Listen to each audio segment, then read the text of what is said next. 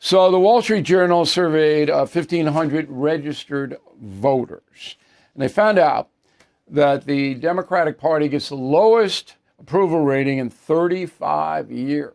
Wow. Okay, so you're going back into the 1990s, I guess after Bill Clinton, or probably before Bill Clinton, but I don't know what year it was. But anyway, it's not a good situation for the Democrats. So let's get specific. First question, do you have a favorable or unfavorable opinion of the Democratic Party? Favorable 33, unfavorable 63. Wow. Now, this includes independents and Republicans, of course, but that's a big number. Favorable or unfavorable opinion of the Republican Party? Favorable 43, unfavorable 54. Approve or disapprove of the job Donald Trump is doing as president? Approve 46, disapprove 52. So it's a judgmental crowd here. Doesn't seem to be an ideological crowd in this Wall Street Journal poll. I think that's a fair assessment. Now, let's get to the reasons. The primary reason Democratic Party is having so much trouble is its lack of problem solving. This is not a conservative liberal situation. Yes, the far left dominates the party, and it has damaged the Democrats in a very profound way. No doubt about that. But it's a problem-solving situation. So let's run it down. The biggest problem that we've had in this country after COVID is the open border. And that policy was instituted by President Biden with no dissent from the Democratic Party. It is costing the American taxpayer $182 billion every year to deal with this problem. $728 billion under Biden, 4 years. So we're going to get into the trillions, all right? 12 million people, that's a low estimate of how many crossed into the United States under Biden's look the other way policy, which he has never explained, by the way. And that's another big reason that Americans are not bullish on the Democratic Party. Biden never even told us why he was doing. All we heard was, no, the border is secure. Of course, it wasn't secure. And the amount of narcotics that poured in here was record-breaking. We're seeing that every day in crime in the streets and drug overdoses. Secondly, the economy. So under Joe Biden, inflation hit an incredible 9%. It's down about 3% now. Okay, 9%. Because Biden slapped regulations on the fossil fuel industry across the board that crippled supply lines. Okay, made it much more expensive to get food and other items to the stores. And it drove prices up. You remember the ships backed up in the ports, that the grocery stores just were ramming everything up, restaurants, all of that, because they couldn't get the supplies in.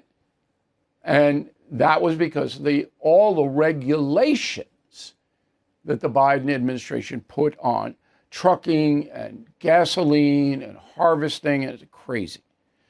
Then diversity, equity, inclusion, DEI. Americans don't want this. Every poll shows it. They don't want it. They do not want favoritism based on skin color. Okay, period. And they don't want trans men competing with women. And the Democratic Party embraces that all across the board. Urban crime.